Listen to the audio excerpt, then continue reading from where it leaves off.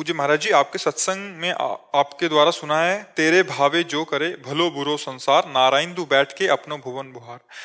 परंतु पूज्य महाराज जी, हम 24 घंटे जिस सधर्मणी के साथ रहते हैं, जिससे हम अलग नहीं हो सकते, वही यदि धर्मा अनुकूल आचरण ना करें, मेरे माता इसमें पिता आप इसमें यहाँ पूरा सत्संग सुनने पर ही रहस्य को समझ में आता है।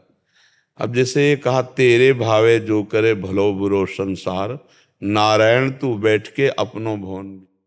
वहां प्रसंग होता है जब भक्त किसी दूसरों पर दोष दर्शन करता है, और 2-3 को तो हमने दोष दर्शन करने का अधिकारी भी बताया है।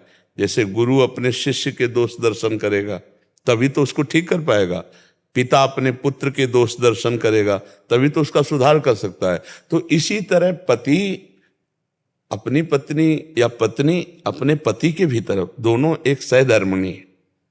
तो अगर पत्नी अधर्माचरण से युक्त है तो हम उसके अधर्माचरण को देखकर उसको दूर करने की बात रखेंगे, उसके सामने रखेंगे। तो इसका मतलब ये नहीं हुआ कि हमारा पुत्र हमारी पत्नी गलत मार्ग में जा रही तो तेरे भावे जो करे भलो बुरो संसार, नहीं, ऐसा नहीं। वो कहाँ के लिए बात है कि आप भक्ति पे चल रहे हो, दूसरा अधर्माचरण कर रहा है, भगवान जाने उठी। लेकिन अपने जो घर परिवार के हैं, अपने जो शिष्य हैं, अपने जो पुत्र है, उनके लिए थोड़ी अगर जो भावे सो करो, ऐसा नहीं है।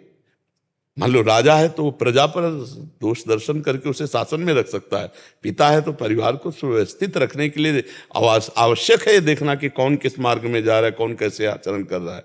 और ये तो हुआ इसका उत्तर।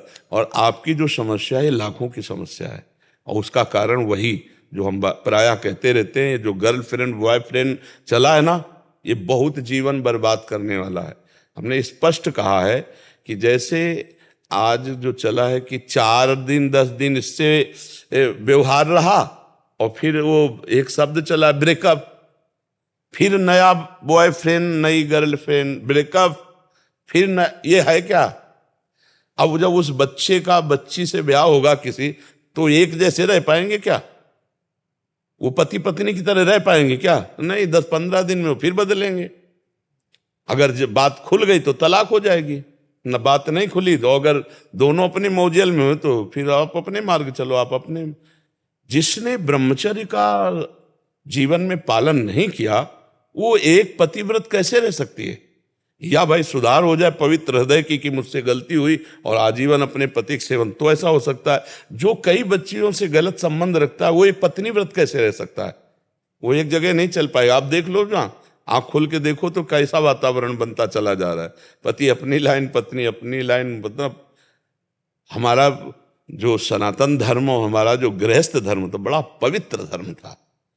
ब्याह तय कर जाते थे बुजुर्ग लोग, लड़का लड़की देखते ही नहीं थे, वो तो जब ब्याह हो के आया तब देखते थे, और आजीवन निर्वाह करते थे, आजीवन निर्वाह करते थे। परिवार में सब समृद्ध बच्चे परिवार होते थे।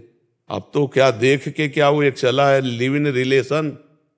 लिव इन रिलेशन मतलब तुमने क्या समझ रखा है? चरित्रहीनता की हद हो गई। महीना 2 महीना भोग के बाद वो फिर नापसंद तो करेगा ही, क्योंकि दूसरा वो देखेगा। ये क्या चल रहा है? तो अब भाई पति पत्नी का निर्वाह इस नए समय में बहुत ही भगवान की असीम कृपा समझो जिनका हो जाए, नहीं तो ये जो चरित्र चल रहा है, ये पति पत्नी का जीवन निर्वाह कैसे होने देगा? नवम मन की चाट है, उस पर कोई शासन नहीं है, न धर्म का, न शास्त्र का, न गुरुजनों का, तो कैसे समझ में आवे? हाँ, कोई पवित्र दिमाग की, जैसे कि हमारे द्वारा गलती हुई, हम उसको जीवन में वो सुधार कर सकते हैं कि हो, जब तक गलती हुई हो गई, हमने अपने पति का वर्ण कर लिया, आप धर्म से चलेंगे, वो बात अलग है। तो अब इसका सुधार क्या हो सकता है? ज्यादा कलह अशांति पैदा करोगे तो आगे बढ़ जाएगा, हिसाब हिंसा में आ जाएगा, राग द्वेष में आ जाएगा, तलाक में बदल जाएगा। ये चीजें होती हैं, नहीं होती? तो ये जो चरित्र चल रहा है हमारे देश के लिए बहुत हानिकारक है, हमारे समाज के लिए बहुत हानिकारक है, हमारे आगे की पीढ़ी के लिए बहुत हानिकारक है। ये जो पूर्वज लोग ब्याह बर करते थे, गुण मिला के, कुल परंपरा सब देख करके, पवित्रता से उनकी खान पान व्यवस्था देखकर, उनकी रहनी देखकर, आस पड़ोस से पूछ के कि बिटिया दे रहे हैं या लड़का बहू स्वीकार कर रहे हैं तो थोड़ा आजीवन के निर्वाह के लिए, यहाँ तो चंद मिनट में बॉयफ्रेंड गर्लफ्रेंड बने, 10-15 दिन के बाद आजीवन समर्पण के संकल्प आए, और फिर साल भर के बाद जो है प्रेम विवाह हुआ और तलाक हो गई। तो बहुत बुद्धिमानी से काम लो, कभी हिंसा की वृत्ति मत लाना, कभी मारपीट मत करना। जब ऐसा समझ में आवे कि हमारे धर्म से विरुद्ध आचरण हो रहा है तो अपने को अलग कर ले, यही उत्तम बात है। लड़ाई झगड़ा न करे, मारपीट न करे। हिंसा करोगे वो मरेगी, तुम जेल जाओगे, तो बात क्या बनेगी। राग द्वेष करोगे तो ठीक नहीं, मार पिटाई ठीक नहीं। सबसे बढ़िया काम है, यदि आपका मन ना मिले, इसके बाद भी, ब्याह के बाद भी, और धर्म विरुद्ध आचरण हो, तो फिर आपस में संबंध विच्छेद कर लेना चाहिए सरकारी। मारपीट हिंसा नहीं करनी चाहिए। क्यों? क्योंकि कोई सुधार की गुंजाइश नहीं है, आप ये समझ लो। ये विषय ऐसे हैं कि इनमें सुधार की गुंजाइश नहीं। अगर सुधार कर ले जाए तो भगवान की कृपा, वो भगवान का भक्त ही होगा, अन्यथा इन विषयों में सुधार की गुंजाइश नहीं। इसमें विनाश का ही खेल होता है। ज्यादा आप करोगे तो फिर आपकी हानि हो जाएगी। बहुत विचित्र है, बहुत विचित्र भगवान की माया है। तो इसलिए कभी ऐसा हाथ मत उठाओ, धर्म विरुद्ध आचरण मत करो। अगर तुम सत्संगी हो तो हमारा कानून है, उसके अनुसार संबंध विच्छेद कर लो, राधा राधा भजन करो। मारना पीटना हिंसा करना है ठीक। और ये जो हमारे नए बच्चों में रोग फैल रहा है, ये गलत आचरण वाला, ये पूरे जीवन को बर्बाद कर देगा, पूरे जीवन को बर्बाद कर देगा। मतलब नहीं समझा जा रहा। ये इंद्रियों की विलासिता धर्म के लिए, हमारे देश के लिए बहुत हानिकारक है।